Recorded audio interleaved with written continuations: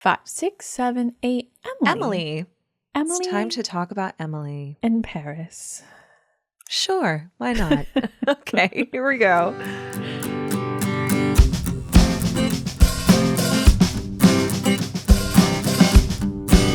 Hi, everybody. Welcome back to Gilmore to Say with Tara and Haley. I'm Tara. This is Haley. Hi, Haley. Hi, Tara.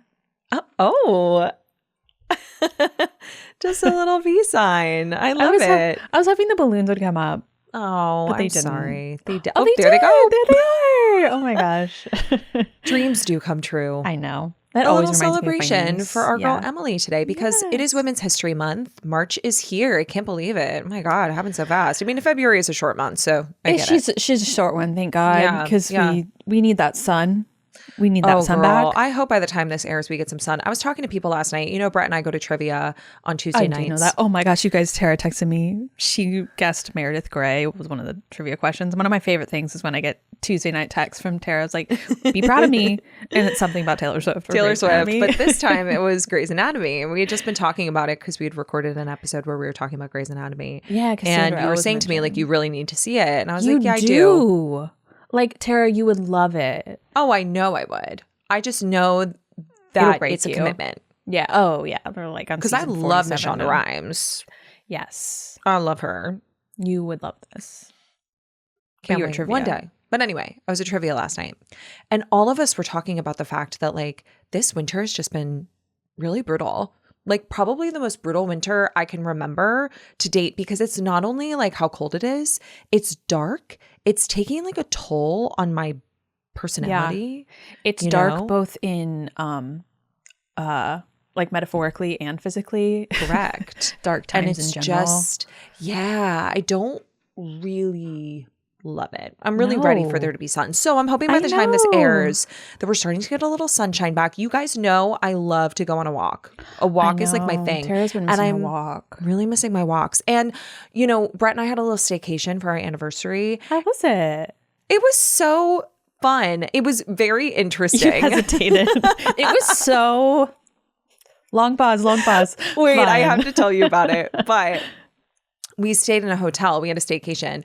And like, we woke up in the morning. We slept in a little bit. But I was like, babe, we are going to the gym. We are going to the fitness center that is in this hotel because I need to go on a walk. Yeah. And the thing is that I could get one of those memberships to Planet Fitness, but there's none really near my apartment. So I'd have to get on the subway and walk 3 avenues to go to this treadmill. And it's like every other gym I want to join is like $100 and the promise of my firstborn child, who is Luna. And I like her being here. So no, we're not going to give that. And it's like one of those things, you can get a walking pad, but you have neighbors under you and they'd hate it. Correct. Yeah, they would hate it. And I would feel bad and I'd be self-conscious. So I'm like doing Pilates at home, which is great, but there is just something different about going on a walk. And I miss it, frankly. Yeah. And I'm tired of the dark and the cold. I usually love winter. I usually am like really good about kind of hunkering down and hibernating a little and accepting the fact that for 3 months I'm going to feel a little sad and then it's going to be fine. But this winter has just felt so different for some reason. And I know I'm not alone. A lot of people are feeling that way. So to hear us all kind of talk about it was very I actually was talking about it with the MA at my dermatologist's office. She literally so fascinating because you're in Georgia where the sun is always shining. You can't see the window. It's literally gray outside. It's been gray for days and days and days. Gray. It's gray.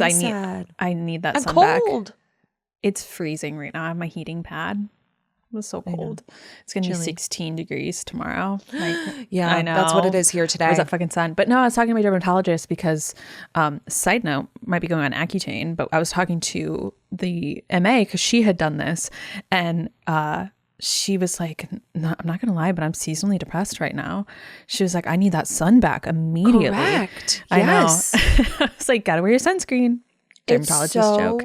But yeah. But I was just like, the fact that she was so open with me, she was like, oh yeah, I'm seasonally depressed right now. I think everybody is. Everybody I talk to is telling me the same thing because I have been feeling seasonally depressed. And I never use the D word. Like, that is not a word that I ever used to classify myself as. It's not. The D word. No, it's very normal. You don't have to call it the D word. I'm not normalizing it. I just never use that word. I'm like, to describe yourself. My sad girl it's not feels, because I don't ever like to put that on myself because I know there are people who are actually like clinically depressed, seasonally depressed, etc. I am feeling it this year for sure. And I have felt the toll it's taken on my body and on my mental health. And I am ready for some sunshine. It just has put into perspective for me what I really need to prioritize when it comes to my environment, my living situation. I need windows. I need air. I need light. Yeah, you need air. I'm a little plant. You're just a little plant. I need air. I'm a little plant. I'm really glad that we realized that today. And that's our show. And that's it, y'all. I hope you feel uplifted. I hope you feel really good. Well, let me tell you about my weekend, my staycation with Brett. Yes. Yeah. So Brett and I decided for our anniversary, I was supposed to go to a wedding for my friend Kayla. Talk about sunshine. She got married in Florida. Beautiful. I was supposed to go. Kayla, if I you're couldn't listening, go. beautiful. But she looked so gorgeous. But I couldn't go. And I was really, really sad. As you know, we talked about it. But Brett and I, it was also our anniversary. And so we were going to go home and see my parents because it was close. And fucking snowstorm. There was a snowstorm. And I was like, okay. So Brett and I were like, great, we'll do a little staycation. He has this app called Hotels Tonight. This episode is not sponsored by Hotels Tonight, but he has an app called Hotels Tonight where you can like, that would be a really good ad. It really would be. Yeah. You're really selling We should have reached out to them. Anyway, I digress. He was like, great, tomorrow. we'll like go on this app. He's used it before to like host after parties for like opening nights where they get like this presidential suite for like nothing. And he hasn't used it in a while, but we used it for this weekend because we were like, let's get like a cute hotel room. We'll have a staycation. It'll feel like we're away, even though we're in the city we live in. And so we went to the Dream Hotel downtown in Chelsea and reserved a room there. And I was really excited. I was like, great, we're going to go to Chelsea. We love this restaurant. It's called Pastay. It's also in Chelsea. And we actually stumbled upon it. Do you remember when you gave me that recommendation for to go to Lulu's? Lulu. And it was just super mobbed. And we were like, okay, we have to get out of here. And so we stumbled upon this hole-in-the-wall Italian restaurant. Loved it. It's called Pastay. They have gluten-free options, which is great. And their food is so delicious. They have this amazing limoncello martini. We love getting it.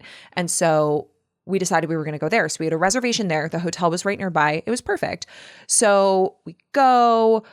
We like couldn't figure out our hotel key. Like they have two different towers, a north and a south tower. We were in the north tower, but trying to get into the south tower. So we had a whole fiasco trying to get in.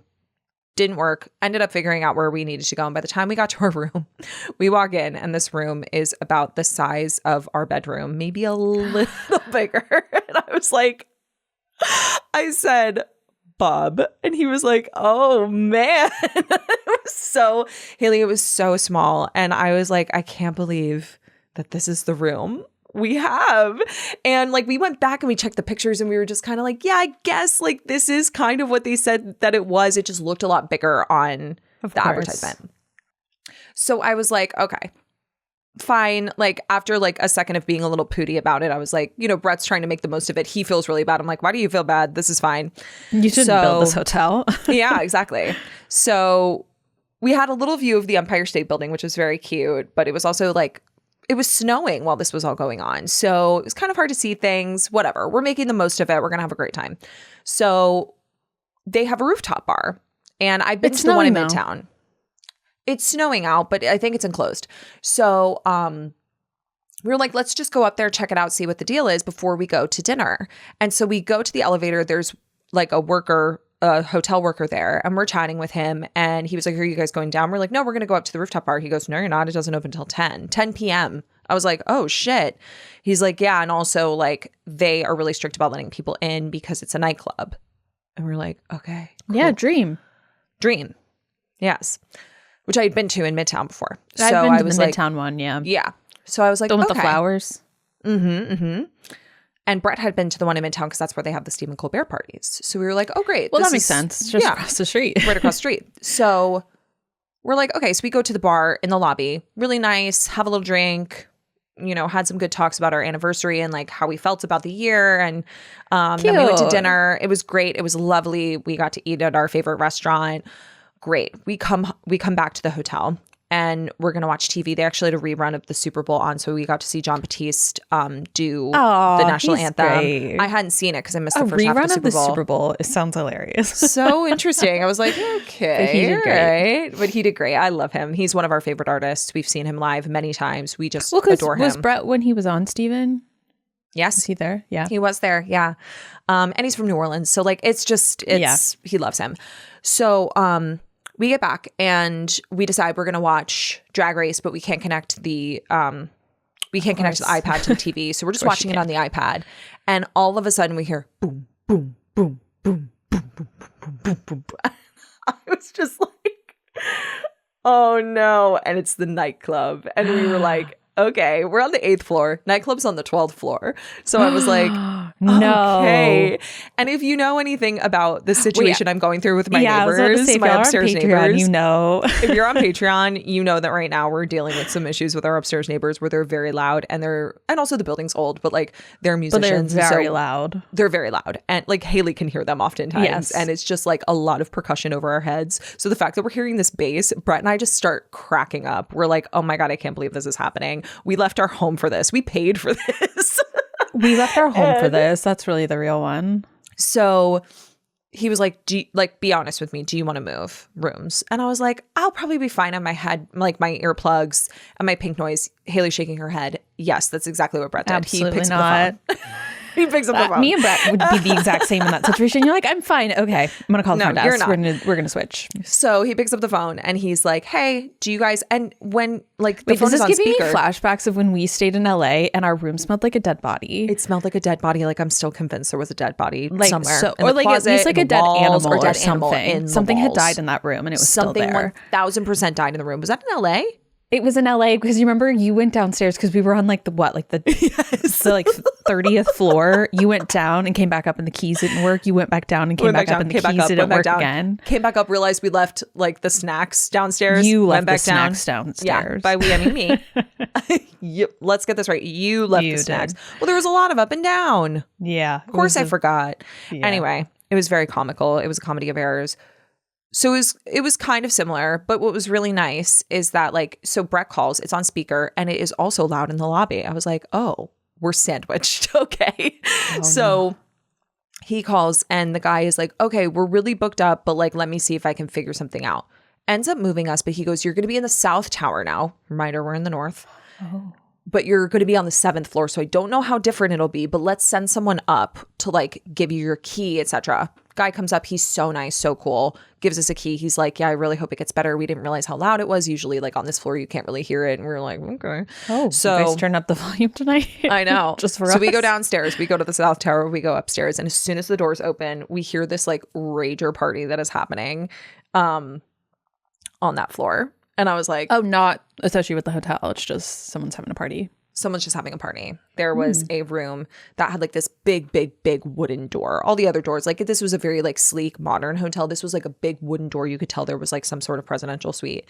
Oh. And as we're walking towards it, like we a magic realized door. that this room is across the hall from the party. And I was like, we were laughing. We were like, They what the fuck? wouldn't even invite you to the party because it sounds like you're going to open it and you go into a magical world. I know. Well, so we get to the room and because we were both like, look, if it's not any better, then we'll just go back to the other room. I don't care. We open the door. We are in a corner room, floor to ceiling windows, balcony, like room twice as big as the room we were in. And we close the door and it is dead silent. There is no presidential suite party. There is no rooftop bar. It was perfect. We were There was a balcony? gagged.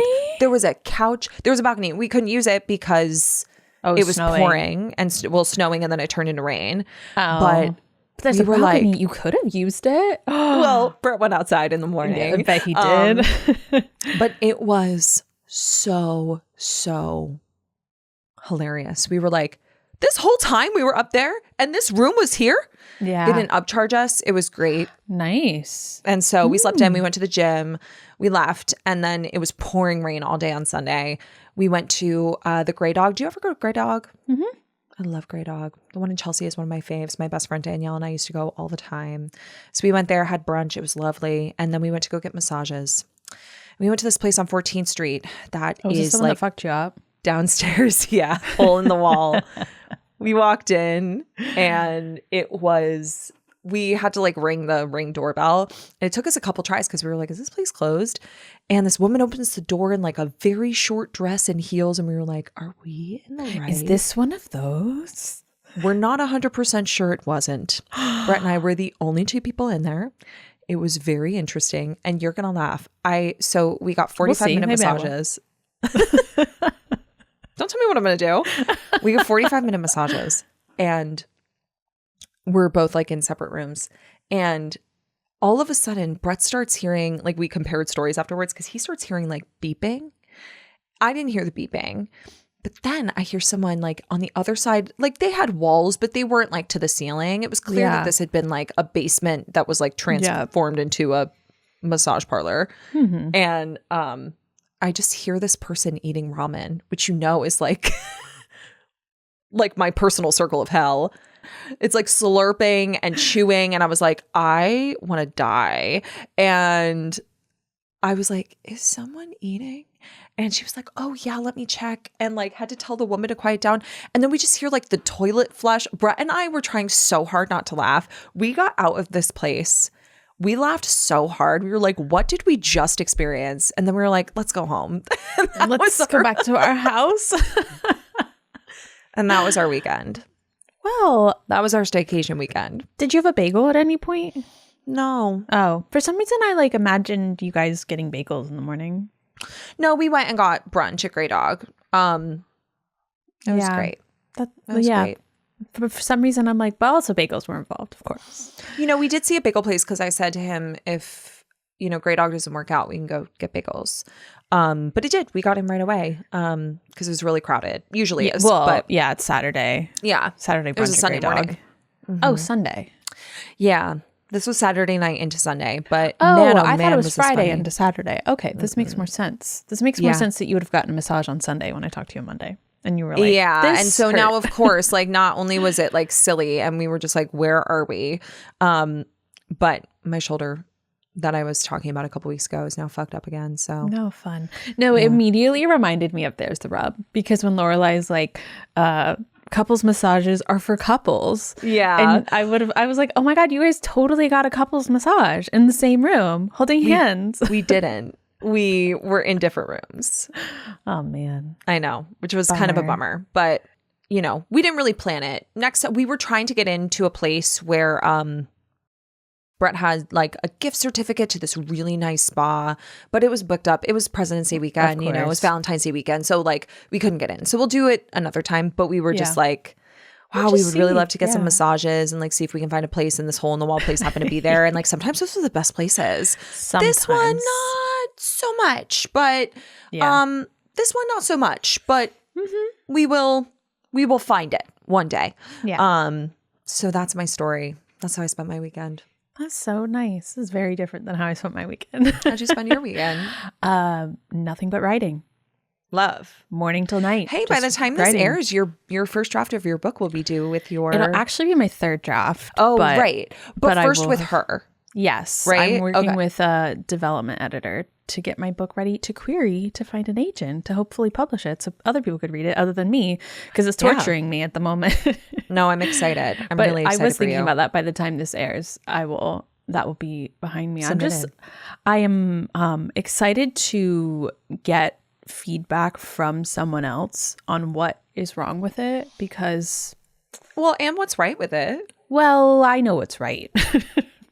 Yeah, but the things that you might think are wrong, she might find to be right. I meant more so things that don't make sense. Like I was telling you, I got to this one portion of the book and I was like, who is this character? Who's this character? And I don't remember this guy at all. I've never met you. You are very important to the plot, it seems, and no one's ever talked about you. So you got to get cut or you got to get planted. So it's things like that. But yeah, so I'll be done with that, which means I can pick up with some other things in my life. But yeah. So that'll be nice. But me right now, got to keep going. Got to keep going. Got to keep moving. Yeah. Well, speaking of moving, now that we've shared what we did with our weekend, let's talk about the topic at hand, which of course, like I said, it's Women's History Month, March. Can't believe it's March.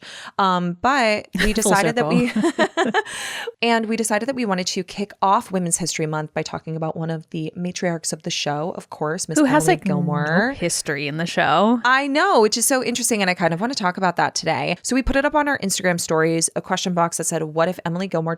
We love to do a what if episode with these characters. Yes. We haven't done one with Emily yet.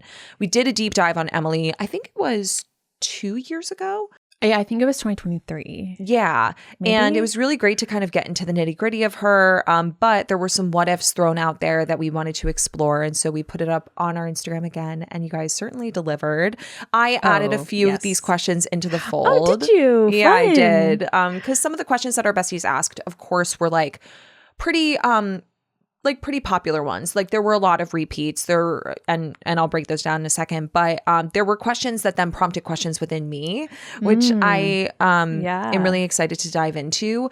And I think the main one is like, what if Emily Gilmore had a fleshed out family background? Because I feel like of all of the characters on the show that are quote unquote main characters, she's kind of the one that doesn't really have a ton of family background. And I'm really curious to hear your thoughts on why you think that Amy gave Richard such a fleshed out family background, but not Emily. You know, I actually don't have a real answer to that. I'm trying to think back to when we've talked about this on Patreon, because we know that she has a little sister who lives in Paris. Is it her little sister? Hope? But is it her little sister? Oh, I always assumed it was little. I think she just says her sister. I've always assumed it was her little sister. I don't know. Maybe it's her older sister, but I've just always assumed that a little sister moves to Paris. Or that just like Emily Gilmore gives big sister vibes. She does major. Like she gives major older eldest daughter vibes. Yeah. But yeah, so we know that. We know that her parents were clearly like well off because she was raised in the society. But I don't know what it does for us that we don't know anything about her family. Like we don't meet them. No. They don't come to the vow renewal. You would think that Hope would be there and that we would maybe get her instead of some of these like cousins that we don't know where they came from, like cousin Marilyn, which is funny because she's played by the same actress as Gran, but also isn't cousin Marilyn Richard's cousin? But we also like get confused of like who belongs to who. Yeah, who belongs to who. Yeah. But no, I just mean more so like anyone from Emily's family in place of these family members. I don't know. I actually don't really have an answer because like what would it have done to have included them? Yeah, and that is what a lot of the what ifs about Emily's history were kind of encapsulating. Like, what if she had a fleshed out family background? What if she didn't come from money? What if she had a relationship with her own mother on the show instead of Trix? And what if she had a relationship with her sister? What if we met Hopi? You know, like, how would that have changed the story? And I think it's a valid question because, you know, this is a show about relationships in general, but specifically about female relationships and mother-daughter relationships. And the relationship we get with Emily is her relationship to Trix, not the relationship she has with her own mother. Yeah. And I just find that really fascinating that that's the route that Amy chose for Emily's character, is that we don't really, the only mention of like the dynamic between Emily and her mother that we get is when Emily says to Lorelai, I wasn't taught to be friends with my daughter, you know? And so you kind of are led to believe as an audience that Emily had a more traditional mother-daughter relationship with her own mother than Lorelai seems to have with Rory, and that's kind of the model she used to raise Lorelai. So you assume that the relationship she had with her mother is the one she has with Lorelai because that was what was modeled for her, but we don't actually know. No, I was thinking about that in terms of like the types of relationships that they want to showcase, because if they show too many types of one type of mother, I feel like it becomes an overkill, and it's kind of like, what does it serve to the character itself? Like, I think that honestly, having Trix be like a foe to Emily, like Emily's own personal villain, is kind of more interesting than having her mom, who is like maybe really strict with her or not super friendly with her, because we already have that in Emily and Lorelai and Mrs. Kim and Lane, because I think that it would just be like almost like overkill, and it might endear us in like almost like the wrong way with Emily. You're like, oh, it was how she was raised. That's how she got here. But I kind of think it's more interesting to kind of have that what if about her and to instead have Trix as the quote unquote mother figure in her life that's like ruining it. Totally. And seeing that. No, I so agree with you. I think that Richard's mother being the mother figure for Emily is a much more interesting story. Yeah. And that's why she chose it. But one of our listeners asked, like, why do you think she gave the familial background more in Richard's favor than in Emily's? And I wasn't sure how to answer that, though I do agree that the Trix storyline and that relationship is a lot more interesting to watch. Well, because we don't really know what the other side of that would look we don't like. know what the alternative would be. And maybe that's something that they discussed in the writer's room, was going back and forth of like whether or not it would be interesting to introduce Emily's mother versus just having her have this mother figure. Because it would have been maybe very interesting to have Trix and Emily's mother kind of go head to head. I don't know what that would look like, but yeah, it would have also just been very interesting to meet Hopi. Like, if we weren't going to introduce a mother figure, I'm curious why we didn't fold in Hopi. And I know that was like, that idea was introduced during a time when the show, it was season 1. The show was trying to like find its footing. It's trying to like throw a bunch of shit at the wall and see what sticks. And Hopi didn't stick. And I'm sorry about that. She didn't. You could delete, cut off. Though, question, are there any sisters on the show? Like because everyone has a sister, but no one, like, there's no two sisters. There's no two outside girls. of the fact that you get like Rory and Gigi, who are half sisters. No, I mean like sisters, like the twins. No, I mean like main characters who have, like, Rory doesn't have a sister. Lorelai doesn't have a sister. Liz doesn't have a sister. Like, Liz is the sister. Honor is Logan's sister. So it's like, it's mostly men who have a sister. Right. And it's not women who have a sister. And yeah. Like, I'm trying to rack my brain, but like introducing her would have been like the first pair of sisters. Yeah, it would have been interesting. And I'm interested as to why we don't have that dynamic on the show. But no, I think it would have been interesting if we were not going to have Emily have a mother, to have her have a sister and have like that only dynamic between the two of them. I don't know if it would have been a similar, maybe a more endearing version of Trix, because that's kind of what I would see Emily and her sister being like. Maybe her sister's a lot more relaxed than she is and kind of picks at her. Yeah. But in a much more loving way that a sister might. I do like the idea of Lorelai maybe having a better relationship with Hopi than she does with her own mother. That's what I was going to say. Like, she loves her aunt. But is that cliche? Is that kind of a trope that we've already seen a lot in television? Probably. With like women who have strained relationships with their mothers, or children who have strained relationships with their parent, but they get along with the sibling, and it's like they get the along fun with their aunt. I can name 2 books off the top of my head that recently that happens. But But just like, I'll go to this person. But I think it's an interesting thought, because I don't necessarily think that Lorelai would confide in an aunt. I don't think that like sort of relationship would manifest in the same way that it might, like, I'm trying to compare it to like Mia. Like, I don't think that would be the kind of relationship she would have. I think maybe she would just find her to be cooler, like just like the funky version of Emily. But I think at the root of who she is, she would probably still be a lot like Emily. Like, coming from the same place, being raised in the same place, coming from the same womb, there's just something that about them that would like exist that couldn't necessarily be breached by Lorelai.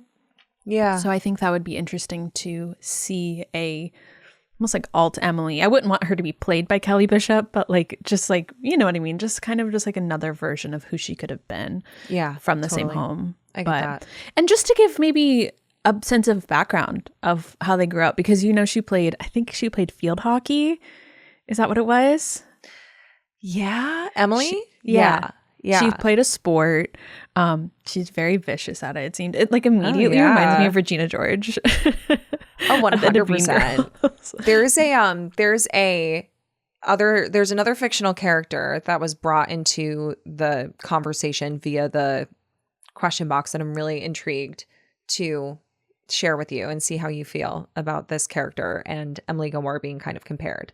But yeah, that's kind of how we know Emily. She was like really feisty, really ferocious, kind of had a little, I mean, she's still all of those things. But we also know that her relationship with Richard kind of started because she was the quote unquote other woman. You know, he was pinned, or engaged, he does say, in Let the Games Begin when they're going on the tour of Yale with Rory and Lorelai for the first time, that they were engaged. And this is why we need the Emily prequel. This is why we need it. And I really do think that her character lends the best to having a prequel from Gilmore Girls, because we're losing the characters that we know and love. Like if we had a Luke spinoff, that would be hard because it's like, okay, you're telling me the Gilmore Girls never come in here, like ever. Correct. But with Emily having a prequel, we cut out all of those characters that we wouldn't see.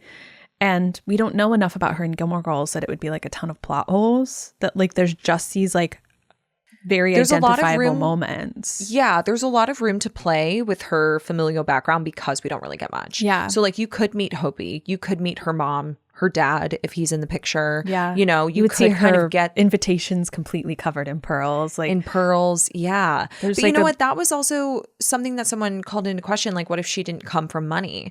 And my big question over her history is like, what kind of money does she come from? Because like someone asked, you know, does she actually come from money? Because Trix seems to like really look down on her.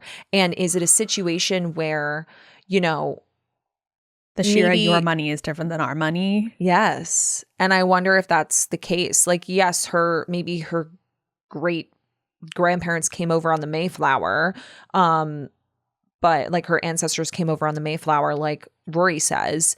But does that necessarily mean that they came from wealth? I don't know. Well, I think that if you're having your invitations completely covered in pearls, it seems like there's something there. And I definitely think that she does come from a considerable amount of wealth just based on her like mannerisms, like just like what she knows about society, like how easily she fits into it. Because I think there would have to have been this background of like Emily learned all of this, which like I guess that would be the storyline. I was gonna say it's a really interesting storyline. Yeah, is that like she would have had to have, you know, learned how to be this person rather than raised to be this person. Love that. I love the idea of like her envisioning herself being that person, like striving to be a part of this community that she feels like she belongs in because her ancestors were the same. But maybe her mom was like a single mom. Her dad abandoned them and like she didn't really have a lot of money, but she still came from this, technically, she came from this you know, background, and she deserved to be a part of the society that wouldn't accept her because she didn't have the like wealth to back it up. And that's why she's so fixated on and obsessed with her daughter marrying into quote unquote good breeding, because she got lucky and fell in love with Richard and he fell in love with her. And he just happened to come from a really solid, like societally acceptable background. But like she's drilling into Lorelai, like, you cannot fuck this up because I worked really hard to get here. You know, I think that would be a really interesting backstory. It would be. I think that it would repeat like this, like the cyclical nature of Emily coming from nothing, being like a part of wealth, and then her daughter leaving it on purpose to return to that. I think that would be interesting, but I think it would take over too much of like their dynamic, that like Emily being rooted in the wealth like fully, I think creates a cleaner dynamic sometimes to like have those conversations. Maybe. I don't know. I'm curious what our besties at home think, because I this Emily prequel and like an Emily Richard prequel, I think is something that's swirled around the fandom a lot and people would really, really take to. I think, you know, Amy, if you're ever listening, people want it. The people want it. It's us. We're people. More people. More people than just us, though. It's true. But moving on from her history, we had a lot of people kind of pose these what ifs. So we talked about her past. Let's talk about her quote unquote present. So what happened in the series, the what ifs that could have changed maybe the course or direction of hers and the characters around her, their lives and their storylines within the series. And then we have a couple of like future questions, which we'll get into at the end. Future. I know. So I kind of went general and then I went in chronological order, like season 1, 2, 3, etc. So on a more general level, what if Emily Gilmore was a businesswoman instead of a traditional wife? How would that have changed the story? Admittedly, I think it would have been less interesting. Yeah, I don't know what she would have done. I don't know what she would have done, but I think that the dynamic between her and Richard is a lot better as is.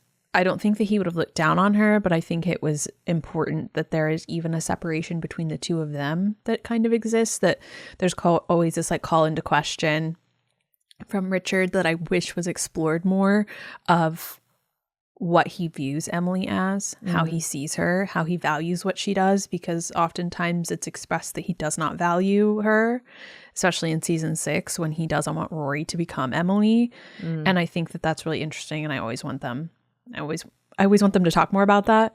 But I think if she was a businesswoman, we would have lost a little bit of that. Yeah, I like her as is. Totally agree. I think it would have been interesting as Lorelai starts owning her own business of like, I wonder if she'd been really critical. Kind of like when Trix is like, you're hemorrhaging money. I wonder if she would have been resistant to her mom helping her in any way. That would have taken place. I don't know. Totally. What do you think she would have been doing? I don't know. And that's Something the like thing insurance? is like, well, it Wellness may, company? here's the thing is that like maybe if she was in the quote unquote family business and, you know, really wanted her daughter to also be a part of the family business, maybe that storyline would have been leaned into harder. That like she wanted Chris to basically take over the Richard position. And I guess that was kind of what they wanted anyway, with Emily just kind of not being a businesswoman. But I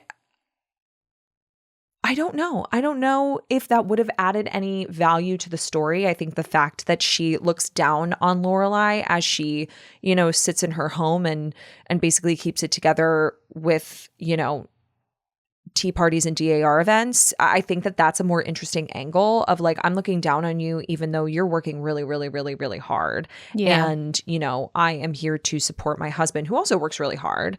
But my version of success is very different from yours. And I think that that's what creates like the polar opposite. Yeah. Because I think if they were too energy. similar, it wouldn't. It would just make her too similar to her daughter in a way where it's like, why can't you find common ground? Well, yeah. And like, I think you know? that them being so different but so similar and having such similar tendencies is what makes it interesting. That if they were like too similar and then they had these similarities, you were like, well, duh, obviously. Totally. It's like when you realize that they're acting the same, you're like, oh, I see it now. Totally. I totally get it. Another general question that was asked was, what if Emily Gilmore lost all of her money and the Gilmores had to start over from scratch during the series? So like maybe like in season 4 when they get sued by... When they were sued. Floyd. Floyd. I wanted to call him Strobe, but different guy. He was bound for Princeton. Yeah. Different accent. They lost. Oh my God! money. But the actor who plays Floyd was on something I was watching, like an older movie the other day, an older movie or an older TV show, and I was like, who is that guy? That's Floyd Styles. Really hit me. God, I was like, oh my God, I'm glad we could realize that with you. Yeah. Thanks. I don't know. I don't think I would have been interested in that. Yeah, anytime that their financial means are called into question, like when Richard retires or when like he puts his pension up for collateral to start his business, you know, I feel like it does call into question like who are the Gilmores without their wealth? But I don't know that that's something we necessarily would have wanted to see because eventually they would have had to be rich again. It's like when Paris lost her money. Yeah. And it's like, and you're like, how did you get it back? For that to happen to, like Paris does become one of the like prominent characters, but I wouldn't consider her a quote unquote main character. No, she's a main enough featured. character. Yeah. But like for that to happen to like a B plot character, different Whatever. than happening to like the Gilmores. I don't know if that's something I would have needed to see. Their money is what makes them who they are in this world. And I think taking that out of the equation would have just thrown things into chaos in a way where, again, it's not really, it is about the money, but it's more about the relationships. And that's what Amy chose to throw a wrench into rather than like their wealth. Yeah, it's giving soap. Like if they lost all their money, like I'm trying to think of like how this is a dramedy that like we're suddenly, are they moving to Stars Hollow? Is Richard working with Gypsy on the cars? Like I'm like, Hilarious. what is this coming sitcom-y? Like this, like what's happening here? So I think because the thing is that like even when Richard retires, they don't seem to be nervous about money. Like that never seems to come into play. Emily's just more over like get him out of the house. Yeah. Totally. Okay, so moving into season 1, what if Emily didn't like Christopher and wasn't constantly trying to push Lorelai and him together? I kind of love the idea of Emily not really approving of Chris, but it is also so much more interesting that like she's rooting for the two of them, but solely for like archaic reasons. Yes. No, because like she doesn't like Chris. She even tells him, I've never thought much of you. I never thought much of you, but here you are. Burn. Because the next one was, what if Emily supported Lorelai and Luke's relationship from the start? Would Lorelai have been as attracted to Luke as she was, or would it have swayed her for money to date him because her mother approved of him?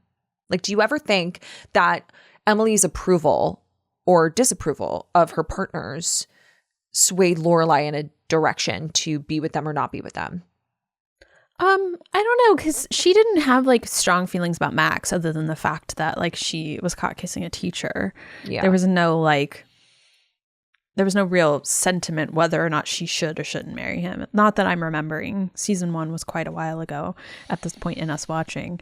No, she didn't really have any thoughts on him. Yeah. She didn't know him. Yeah. And so I'm trying to think of if... Well, she also kind of saw it in season 1. Like the whole idea of Rory's birthday parties. It's like the Iceman looked at you like you're a porterhouse steak.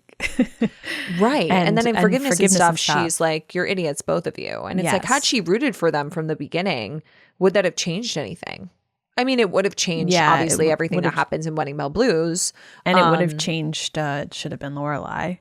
Mm-hmm. There's like a lot of like dynamics between the two of them that require her to be like wholly against her own choices and her to know what's best. And for some reason it's Christopher, but it's because he's from good breeding and because he's Rory's father. And those were the only qualifications that Emily needed. Totally. So I don't know. I don't think I would have liked Luke as much as if Emily approved of him. Like, I love Emily and I love Luke in the early seasons, but I think if Emily liked him, I'd have been like, okay, what's wrong with him? Totally. What's wrong with this person? Yeah. No, I would have been a little bit like Lorelai. It does really change the dynamic that like Emily approves of Chris so much and he is so not worthy of her approval. The only reason that she approves of him is because he's Rory's father. And it has to be Chris because Emily approving of Chris does not change the relationship that Lorelai has with him because he's Rory's father. Totally. And so like it has to be that, because if she approved of Max, it's like, okay, well, bye. See you PTA. Totally. If it's Luke, it's like, okay, well, I just really see you to get my coffee. I know. Whatever. Yeah. I don't know. My mom approves of this diner owner. That's weird. Yeah. Very interesting. The last question for What If Season 1. What if Emily never saw the shed at the Independence Inn? Oh. How do you think it changed things between her and Lorelai that she saw where they decided to live outside of just that one episode? I know she gets upset about it, but I do think that it is a bit of a turning point for their relationship, because it's like, oh, not only did you like go to work at this inn, you didn't even stay inside. You lived in a shed to get away from us. In a shed that I saw a man walk out of. Was it Rune there? It was Rune. Not just a man. Not just a man. Rune. There's a generous term for that guy. Yeah. You know, if she had never seen it, I think she still would have felt as deeply as she did. But like, boy, am I fucking glad she saw it, because that scene is just so good. I don't think it would have had a huge bearing on what happens. I don't think she necessarily would have been making a broom at her house for Rory. No. But I don't think it would have had a huge impact on the plot to not see it, which is kind of one of those things. It's like, okay, it's not going to have a huge impact. We don't need it. But to have seen it and to have like experience that with Emily, the realization of what she escaped her for is just so good. Yeah, that totally. It wouldn't have had a huge impact to have not seen it, but seeing it, you're like, of course we have to see that. Totally. And then kind of staying in that lane and moving into season 2, what if Emily had forged a friendship with Mia after meeting her at the inn? I think that we've talked about this before, and I don't remember where it was. I don't either, but like kind of speaking to like, you know, do you have pictures? And it's like, yeah, I'll send you a box full tomorrow. And we Mia never really shows see where that up goes. Yeah. With the pictures. Yeah. They have tea. They talk, you know? I think it would have been a friendship of convenience to learn more about Lorelai. And it's like, because doesn't she ask Mia not to tell Lorelai that she was there? Yeah. So I wonder if that would be the sort of thing of like, it's a secret friendship. The worst kind. Yeah. Just speaking of secret friendships. Oh. What if Emily didn't find out about the Penelon lot lunches? Oh my God, that was such a good segue. Thanks. I still think they would have had their little... They would have come to blows. Yeah. It was some like point. It was brewing, and then this happening was just like, it was brewing because of Jason. It was brewing because Richard's demeanor was starting to shift. His priorities were starting to shift. Jason was kind of like the catalyst for a lot of things. It was really Richard, of course, but like Jason was adding fuel to the fire by accident. It was Penelon Lot was the turning point, or no, finding out about Penelon Lot was a point of impact. We had Jason, we had Penelon. It was the letter that sent her, because had she found the letter without the Penelon Lot, I think she would have lost her mind. But knowing the Penelon Lot lunches were still occurring and the letter existed, yeah, I understand the mental breakdown. Yeah, well, a lot of people asked what if she had found Trix's note on their wedding day instead prequel of finding out. I know. No, prequel. It couldn't happen in the prequel because it wouldn't make sense. But wow. Oh my gosh, you know what we would see though? Richard Trix getting the letter. Ooh, you're so right. That's what I want to see. I don't care about Emily finding it because it's so much more interesting her finding it later, because it is. They've been married for, I guess at that point it's almost 40 years. They fudged the years a couple times in the series. They did. But I guess at that point it's 39 years ago. But do you think she would have gone through with it still? I think she would have. I think she would have gone through with it, and I think she would have looked at Trix the whole time. And I think she would have folded up the letter and put it in her fucking bouquet. She would use it as her veil. It's a carbon copy. Totally. No, but I want to see Richard reading it.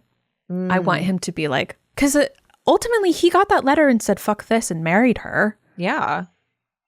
But it was, and that's what Lorelai reminds her of. She's like, he married you. Yeah. But it's the finding out about Penelon, the letter.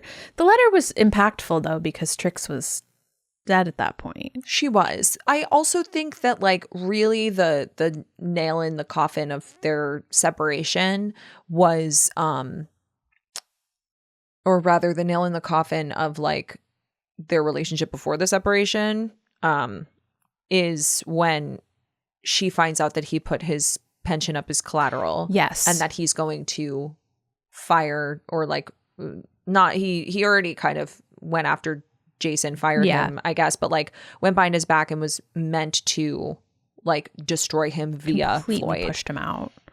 And that was really what it was. And knowing that how it would impact Lorelai. Yes. That's what the real turning point was like, I don't even know you anymore. Yeah, because a lot of people disagree with us, but we feel like Emily's team Lorelai. So in that moment, Richard was pushing out Lorelai, and Emily never wants that. Do people disagree with us on that? Oh, yeah. Really? Do you not remember? Someone once called in and yelled at us about it. Oh, no. I don't remember that You at remember all. our yelling voicemail? I can't believe it. Yeah, we played it. Well, blacked it out. A lot of people disagree, and to each their own, but I feel like in that moment. It's like, really, she's always wanting to keep Lorelai in their life, and Richard is always scheming about something else. Oh God, But I know. no, Ain't he just? if she hadn't found the letter, if she had found it on her wedding day, I just don't think it would have been as interesting, because we wouldn't have seen it. We wouldn't have seen it. That would be such prequel It would be fodder. prequel lore, and it would be, if we were going to see it before the wedding day, it would have been the impetus for her to be like, I hate that woman, and here's why. Except and that there would was have been so many other reasons to there hate were so her. many other reasons. But back to the Pennell and Lot thing. What if Emily had confronted Pennell and Lot? Can you imagine Emily driving to Pennell and Lot's apartment, knocking on the door, She doesn't have a house. punching her in the face, and then leaving? Wait, I would have loved it. In the same way that I didn't love Not punching her in the face, just smacking her across the face. just Open a nice palm. little smack. Yeah, women don't punch. We slap. Though I Nice do little threaten to dainty punch slap. Luke in the face a lot on Patreon. That is true. You did. Well, he punches people a lot. He Like does. at least twice. Does he punch someone other than Chris? He like swings at Dean. He kind in of swings season at Dean. 1. There's like a he Beats tries up to the break up the car. fight between TJ and Jess at the bachelor party in season 4. No, but he's not swinging. No, you're right. Anyway, I would have. Okay, what if she confronted her a la We've Got Magic to Do Shara Huntsberger? I don't know, because here's the thing is that like we don't see any reason for we don't see Pennell and Lot, at least I don't, as the villain here. Like we just see Pennell and Lot as like, oh, she's No. the woman that Richard used to date. She seems perfectly lovely. Like when she talks to Lorelai, everything's very like civil and calm, whereas Shira is clearly a villain. Oh, for sure. But Penelon's not. Innocent. No, yeah. I was like, she's like, if we're doing like tiers, like Shira villain, like way up here. I would go Totally. like 2 down and put Penelon there. Yeah, because for all intents and purposes, does she Does she know? know? Does she Well, know that yes. Emily doesn't know? Yes, because Richard says she didn't tell Steven, so they're both not telling their spouses. Okay, so maybe I move her up 1. Yeah, move her Because up they're 1. both keeping it from their partner. For why? For what? What is? Tell me the reason. What was the reason? Oh, So- Penelon and the prequel is going to be so Oh. interesting. She's going to be just this gorgeous. You know, I wonder if we would like root for her at all, though, because you sent me this thing recently that Ariel was talking about how the shift in Lindsay's character and the perception of her has changed since it originally aired. That like we all feel bad for Lindsay. That like Lindsay was just out here making gummy bear brownies. I think her mom made them, but they were gummy bear brownies waiting for him to come home, like Tolerate It by Taylor Swift. So I wonder if we would feel in any way like sympathetic towards Penelon Lot. Oh, I think But- so. I think so. I think so too. She was ousted from Richard's heart by the other woman in the blue dress. I don't know. It would Dying probably to be see really it. complicated. Like, what if Emily and Penelon had a relationship like Rory and Paris? Oh my gosh, what are their friends? That's never introduced though, that they were like pals. But I bet they had similar friends, right? Because they didn't go to Yale because Yale No, was they went only to Smith. all male Yale. They went. Did Penelon go to Smith? She must have, because Emily knew her. Did she know her because her crush was No, had a 'cause- boyfriend? No, the reason I think that is because in Let the Games Begin, when they're talking about it, like, I was engaged to who? Linny Lott, that mouse. Like, she's like, oh, her? No. Yeah, Like, I that's think they fair. knew each other. Like maybe they ran in the same circle, same sorority, same field hockey Yeah. team. Pushed her to the Yes. ground. She pushed her to the ground on the field hockey field. Oh my God, I have to see it. Yeah, totally. I'm saying I want it so badly. Maybe I'll just write it. It reminds me Okay. of Gossip Girl too, though, where Blair like pretends that Serena hurt her. She's like, my leg. My leg. You should put a pin in that. Yeah. So Oh. the next question is, what if Emily was the one to go out with her ex year after year for lunch and didn't tell Richard? Would we feel differently about it? It's kind of this idea of like everybody ragging on Rory for cheating with Dean for like sleeping with a married man. And meanwhile, Paris is like sleeping with Asher Fleming. Totally. And everyone's like, it's Paris. And everybody's like, oh, it's Paris. Doesn't matter that she has Jamie. Yeah, like, is it poor kind of like Jamie. It's that? his Would we be fucking more birthday. forgiving if it was Emily versus Richard? I think that Emily is more honorable than that. I agree. I mean, she went out for one date with Simon McLean and fell apart as soon as she walked in the and house, and she didn't do anything wrong. She didn't even kiss him. 60-40 bar.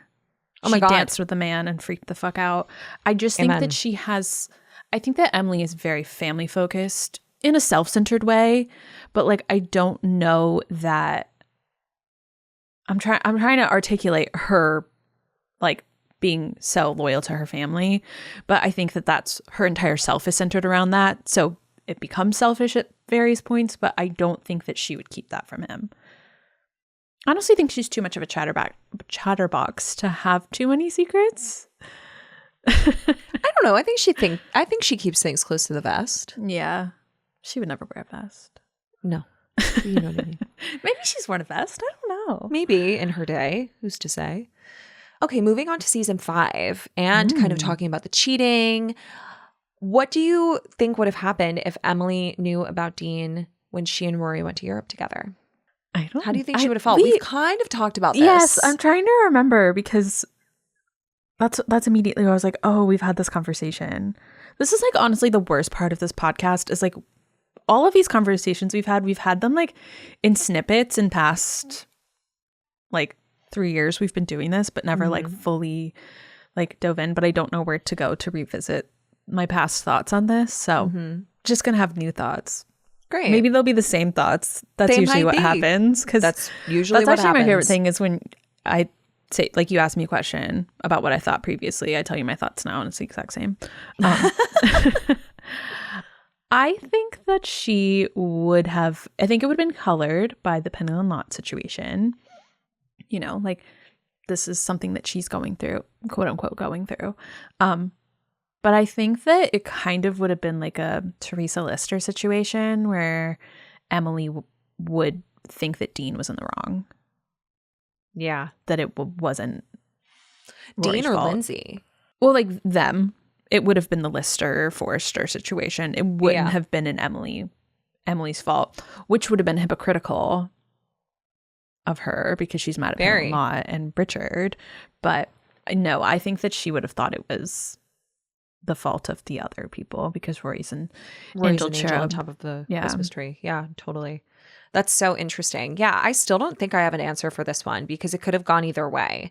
It could have gone in the direction of Emily is like still this Penny and Lot thing is so fresh and she, you know, can't see past that. So everything, like you said, is kind of coloring the image of Rory's situation.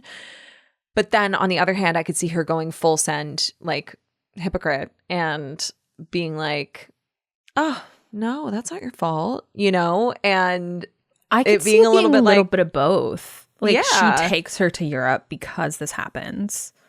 And like in the same way that she takes Rory in at the beginning of 6, at the end of season 5, because Lorelai can't do anything about it. And I could see like if Emily and Lorelai talked about it, if she found out through Lorelai that she was like, I need to get this girl out of this situation with these petty people. Like she is not going to be affiliated with Dean. She's not going to be affiliated with Lindsay. We're going to Europe. We're going to have 2 glasses of wine at lunch. And and then she's going to go back to Yale and she's not going to have anything to do with these people. Like I can see that, like her seeing like that Rory lowered herself to this situation, but the situation doesn't actually matter. We're getting Rory out of it and we're not like necessarily judging her for the act, but more so for just like lowering her standards. We're taking her to Europe and we're just erasing this. That's kind of what I would see. Yeah, I could totally see that. Almost like she's in denial. Yes. Totally. Yeah. In denial about the situation, but like being like, no. You're better than this. Gilmore's don't do this. Gilmore's don't do this. Totally. Well, on that note, what if Emily had answered the door instead of Richard in A House Is Not a Home and went with Lorelai's plan to get Rory back to Yale? Back to Yale. Yeah. Because the thing is that like, well, this question is kind of twofold. I think if she had answered the door instead of Richard, we talked about this in season 5 on Patreon. Yeah. And I think we may have talked about this on the season 5 recap, that like, I think Emily would have gone with Lorelai's plan. Yeah. I don't know that she has such a soft spot for Rory, but I don't think she necessarily felt as gung-ho about going with this different plan as Richard did. I think Richard had to really get Emily on board. But I also feel like she doesn't respond to tears in the same way Richard would. Richard was overwhelmed and wanted to make it stop. I think she would have let Rory cry and be like, okay, well, all right, we can let's cry talk about this when your mother gets here. Yeah. But a lot of people asked what would have happened if Emily had gone with Lorelai's plan to get Rory, like gone against Richard's plan and been like, if you're going to do this, I don't want to be a part of it. And like sided with Lorelai, and it caused a rift of like Richard and Rory versus Lorelai and Emily.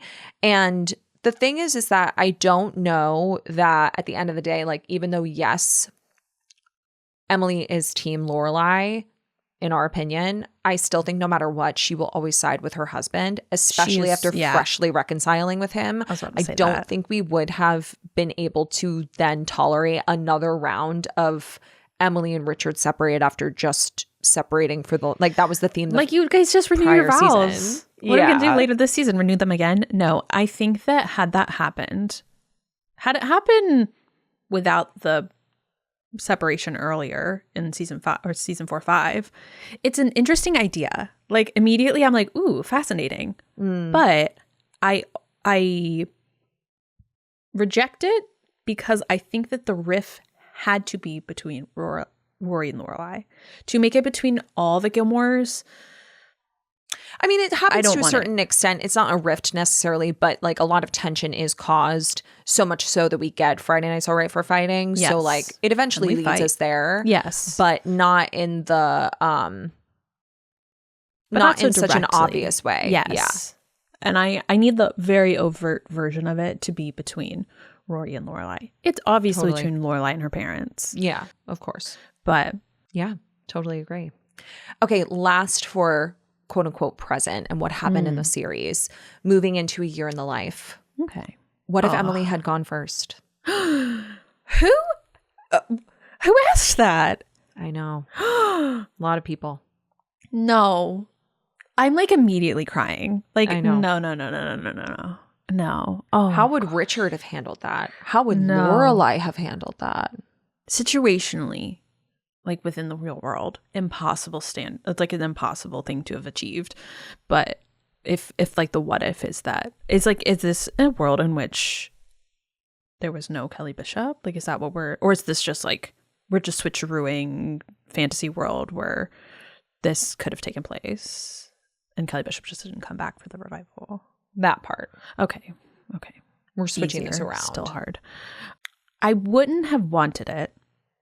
I think that Richard wouldn't have been able to turn around in the same way that Emily did. No. I think that his entire world was work, but his world was held together by Emily. Yeah. And I think removing that would have been really hard to witness Richard going through that. But the main reason I don't want it is because the show is called Gilmore Girls. I know. And she is one of them. And to lose a Gilmore girl. Ooh, am I crying? I know. Well, to lose a Gilmore girl, because eventually, unfortunately, we are going to lose a Gilmore girl in this lifetime. That's going to be very sad. I don't want it, so it's not going to happen. Yeah. Okay. The idea of that is very scary and sad. No. So no. Yeah. Can I tell you, so moving away from that very sad topic, what did we say when we were on Patreon? And we're on to the next scene. Yeah, the way that they're going about season 7 is we're getting these weird, like sitcom-y music interludes between scenes. Yeah. And we're going to the next scene. Yeah. So that's how we're transitioning out of awkward moments now. We're not awkward, but sad. Oh, that's sad. Jail to whoever submitted that. I know. So Tara looked at all of these questions she's surprising me with. But the other night I was like, oh, let me see if anyone's answered the question box. And like, maybe we need to rephrase this because sometimes we don't phrase the question correctly and we get the wrong answers that we were looking for, but it really was our fault. Communication issue. But I started flipping through this. My brain was not ready to receive these. I don't remember if it was in the night or in the morning, but I just like, my brain must not open. Hilarious. And the one that it was I was reading it like word by word. And the sentence was like, every word was a plot twist. Like I was shocked by every word that followed. And it was, what if Emily never kissed? And I was like, oh my God, never kissed. Trix, never kissed Trix, never kissed Trix's ass was the what if. But I like every single word was a plot twist for me. And I was like, what if Emily never kissed? What if Emily never kissed Trix? Ooh. What if Emily never kissed Trix's ass? Wow. Okay. That's a question. That's fair. That's a fair question. Fair ask. Fair But it was ask. just like, what if Emily never kissed Trix? That's so funny. I thought you were going to say, what if Emily never saw Trix kissing a man in a tracksuit? Oh, no. But I just was like my brain was just not working. It was like not ready. And I like, after I did that, I was like, what if Emily never kissed? Fascinating. Huh. I mean, you don't have to kiss to have a baby. Okay. What if Emily never kissed Trix? I don't remember that scene. I'm going to have to go back and rewatch. I don't remember It that really scene. was like do you ever have that where your brain is just like, it's not doing what it normally does? Or maybe this is what it normally does. That's the problem. Constantly. Yeah. So I did want to mention that one to you because Tara did go through all these, but I had to stop because I was That's like, so funny. I'm not. I love it. I love that that's what you read. Yeah. That kills me. I do have a couple of hilarious ones myself. Someone wrote, what if Emily started beef with Kendrick first? And I laughed so hard at that. I cannot wait to tell Brett about that. He's going to die. Man. The other one that made me laugh was, what if Emily Gilmore wasn't iconic? I was like, the show would be a lot less spicy. How could she not be? How could she not be? But this one was the one that I wanted you to put a pin in. What if Emily Gilmore was Blair Waldorf in another universe? And that feels so real to me. See, Like kind of speaking to like the history of her. It's like, is Blair Waldorf going to grow up to be Emily Gilmore? See, that's what I thought of Emily as. Like maybe not as like elite New York scandalous society, but like the maybe like toned down version of that she was Blair Waldorf. That's kind of how I saw her, admittedly. Totally, I get that. I so get that. Two sides of the same coin, those girlies. I love Blair Waldorf. I love that she married to Dave Rogowski too. Oh, their videos, Leighton and Adam Brody. Oh from when he won the, what was it, Critics' Choice or something like that? Golden Globe? No. I think it was a Critics' Choice or yeah, SAG? Something. He won something for that show whose name I always forget the exact wording of. Nobody wants this. Nobody wants this. Haley doesn't want to. No one is here for this. I always forget what it is, but so funny. I just love that they ended up together. But they're just so cutie. They're I just so love that for cute. them. Okay, the last question, which is a future question. If we get another revival, what if Emily Gilmore started dating? We kind of hint at it, at like companionship, right? In the first revival, yes. Which I think is really important. But is that something we would want to see? Would we want to kind of see this transfer of energy of Lorelai being like a grandmother figure to Rory's child, who we assume is a daughter, and Rory's taking on the role that's what Amy of like said. And she did say that, right? Yeah, that it's a daughter. In that interview, that it would be, of course, it'd be a daughter. Yeah, because I remember what's her name. Lauren Graham. I don't know why I had to say that. Lola? Is that what she? Yeah. Yeah. Let's call her Lola. So let's say that Lorelai is stepping into this grandmother role for her daughter, Rory, who is now a mother to presumably Lola. And Emily has now kind of taken on the role of being back out there in the dating world and is kind of exploring that, something she hasn't done in a really long time. And I think that there's something really interesting about like the tides turning in that way. But I don't know if that's something that the audience would want to see, because we so heavily affiliate Emily with Richard.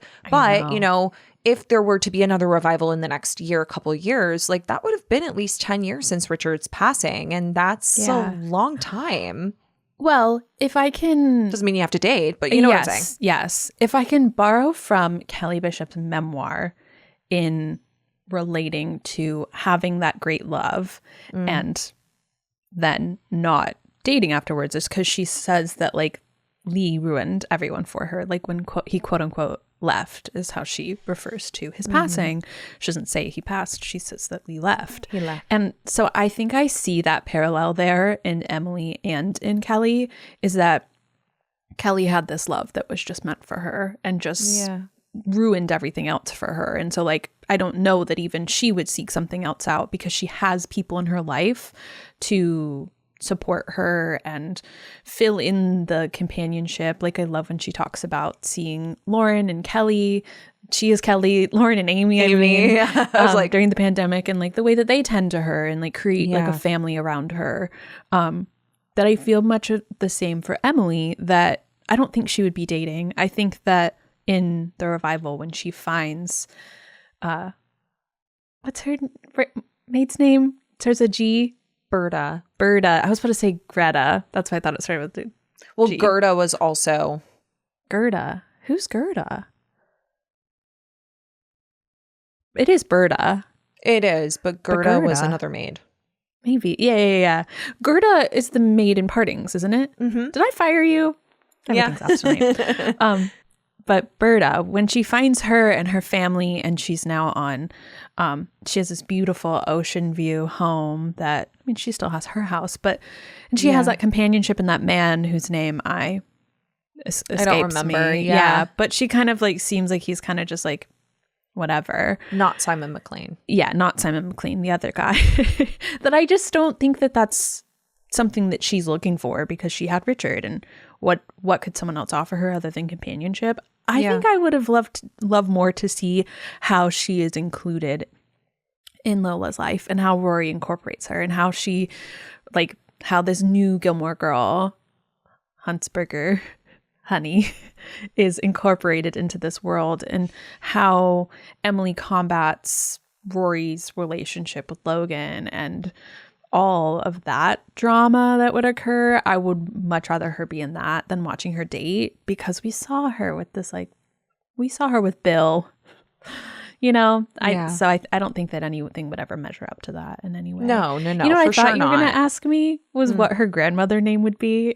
What do you think it would be? Grandma. Her great grandmother name would be great grandma. That's what Rory calls Trix. Yeah, she calls her great grandma. Great grandma. You're so right. Yeah, I don't know what I would want to see from Emily in a second revival. I don't know what story. Do you want her to date? Do you disagree? No, not necessarily. I don't know. And I'm really curious what Amy and Kelly would come up with, because I'm sure that they would come up with something probably together. Oh, I don't know. I feel like it'd be all Amy. Yeah, but I think that Amy would cater maybe not to necessarily Kelly. consult, but like share with. Yeah.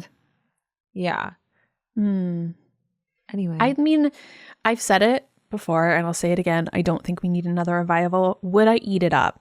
Would I analyze every single moment of it and just watch it like 3 times in a row before I talk to another person? 100%. But we don't need it. And for that reason alone, like, what else would we do with Emily's character? There is a lot to explore, maybe between Lorelai, Rory, and her child, and Luke and Logan. But like, would we really need to? Or are we just watching a lot of the same that we've already gotten, which was so brilliantly done? I know. And I admittedly, I think that everyone's feelings about the revival, everyone feels kind of differently. Overall, I think that the taste that was left is like, this wasn't it. And do you want it again? Because I think that some people think like, oh, we'll get it better. It's just going to be the same circumstances, but everyone's going to look a little older, and it's just going to be a redo. But that's not it. And I think that people want better closure, but it's like, we're never going to get closure. Life is not about, well, I mean, Max Medina says this. Life's not really about closure. I think that that comes obviously from Amy's mind. Like, we're seeing snippets of. We're seeing a slice of life show, and like, the story's never over. So are we ever really going to feel resolved? That's not Amy. That's not Do we her just writing. live for Walmart commercials now? Is that like what we're like hoping for, is we just see snippets of their life in Walmart commercials? Yeah, and I don't know what it would be. And if people, I know that there are people who would want to see it. I'm not one of them, but No, I'm not one of them. I'm not itching actively for it. one of them who's like yelling in the comments of every single post of Lauren Graham's. But I'm curious. But speaking of Respectfully, that, at the end of you're the doing month, that, that's insane. She has no I know. control. Please And calm also, down. She's just like a regular stop it. person who like just wants to. She would love to do it too, but she has no Yeah. control over this. No. And I know. shh. But yeah. So I would That really, is our what if, Emily. Yeah. What if, Emily? What if? I feel like I have so many more. But I like know. mostly We could it's go like on and talk about this for prequel. literally days. But yeah, I would love to explore an Emily Gilmore prequel. Part of me is like wants to like sign off and start writing it right now because I just have so many ideas and thoughts. Wait, someone actually said that in one of our comments recently. Maybe it was on Patreon or maybe it's on our Instagram comments, but someone was like, Tara, just write it. I know. I really should. We should just sign off and you go work on the prequel. I'll go work on my book. And perfect. done. I love it. What if I was like, actually, my book, it's an Emily Gilmore prequel.